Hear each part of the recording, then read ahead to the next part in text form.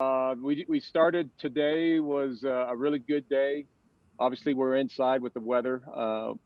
Can't be outside yet until the snow melts, but we had a good productive day.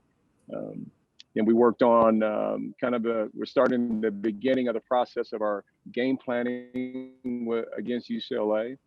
So we had, some preparation in that. We're still having some competitive periods against each other, still sharpening up our systems and, in all our offense and defense and special teams.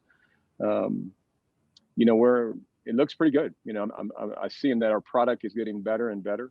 The efficiency is looking better and better on both sides of the ball. I like how our kickers kicked today. I thought Josh Watts did a nice job with his punting.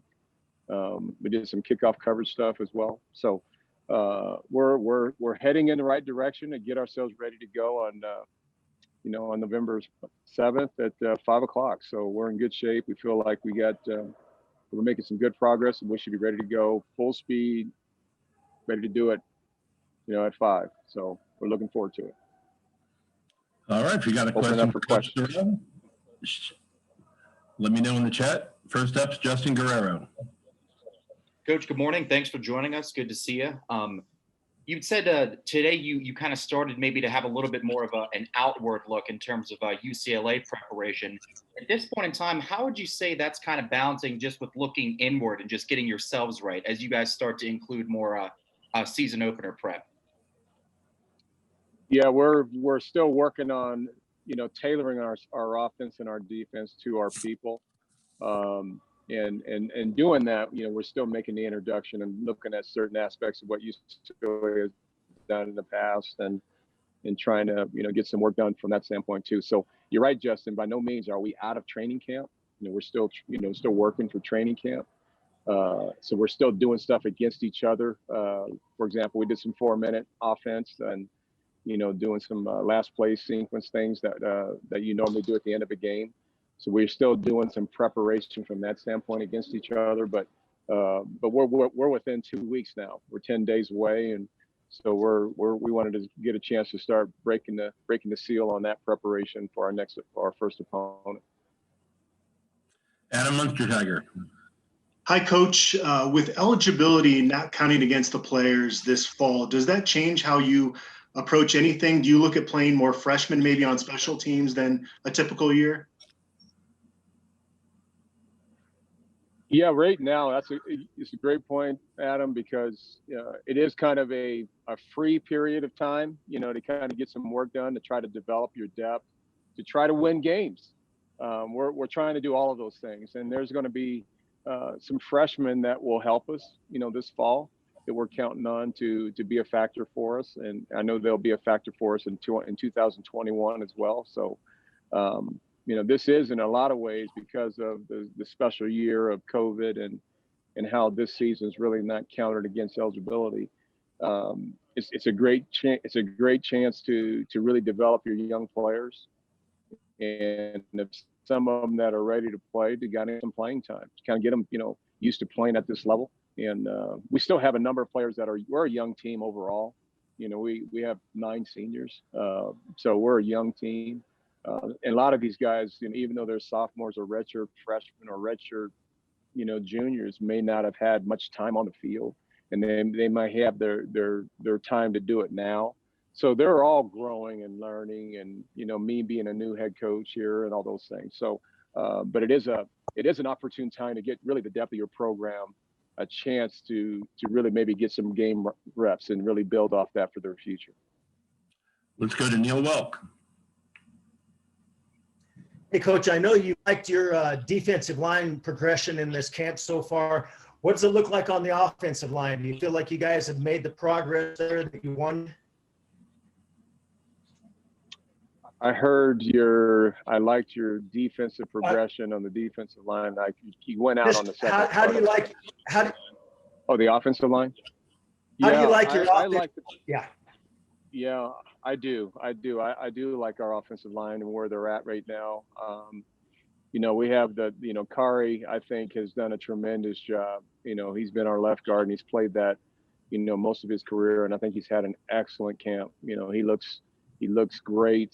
He's strong. He's in great shape. So, we're glad that he's doing having a really good camp. He looks like a night and day player from what he was last year to this year. Colby, is our center, is doing a nice job staying healthy.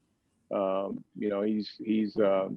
think our front five right now that are, between Roddick at right guard and Frank Phillip there and at tackle, and then on the left side, Will Sherman and Kari. Those guys have been working really, really well together. That's really the group we're looking at right now. We have some guys that we think are going to help us and play for us in some top reserve positions. Kane and Ray is a critical guy that's really a really good player for us.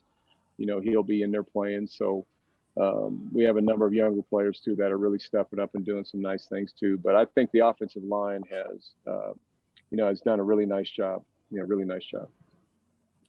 Pat Graham, AP.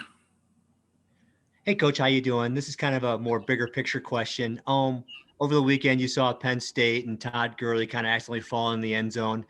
Do you use those as teachable moments at all? And can you use those do you bring them up and just kind of maybe use them as teachable moments? Absolutely, Pat, because, it happened in the NFL and it happened in college. It's that, you got a chance to be in control of the game and, you don't want to score and, you see the mistake of when you do score and you get the possession back to your opponent and he has time on the clock, what they can do. It's happened, this weekend on both levels. So that is definitely a coachable moment, a teachable moment for us to understand and kind of go through. That's kind of how this game is. The game has evolved with these game situations. You have to have a plan in place to handle these situations, particularly dealing around 2 minute and, end of game process of winning and losing. So definitely was a very good coachable moment, looking at both the Penn State deal and also the Falcons. Ryan Hell. I want to go back to the offensive line coach. Will Sherman, a couple weeks ago, Mitch Rodriguez said that he was sort of struggling a little bit with the footwork, moving back from right over to left. How is he doing in that regard? And then also I was curious about Kane Ray, how healthy he's been throughout this camp and if he's ready to go for the opener. Yeah, Will has done a nice job with, he's played both tackle positions.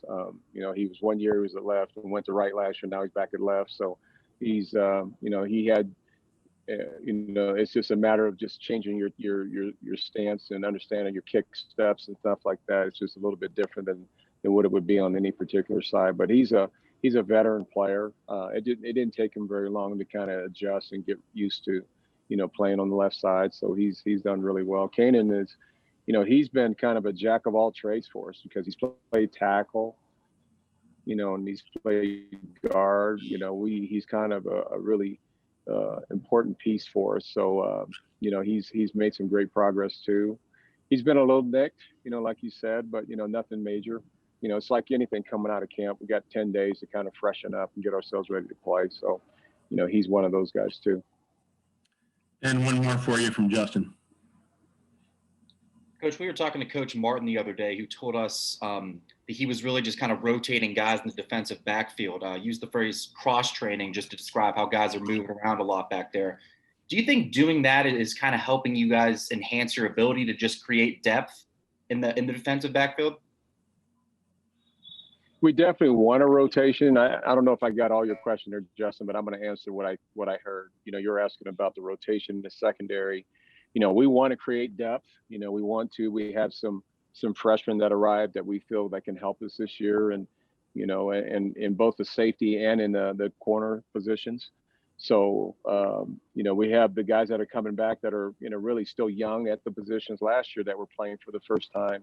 They're still developing too, and they're trading, getting more comfortable in the defense. But I think all in all, we want depth, right? We want depth, and we have young depth right now, and they know that they have a lot to digest and perform, and execute, given what their systems were in high school, and now they're trying to do it in college. So, but I'm very optimistic that our depth is going to be better than it was last year. We had some, so we're very thin towards the end of the year with injuries, and we had some guys that move over middle of the year from offense to defense and things like that. So, we feel like we have some, those guys have really improved that did that last year, and they're doing well. But we also feel like the incoming freshman group are able to give us some quality depth. So, but we're an overall young secondary, very young.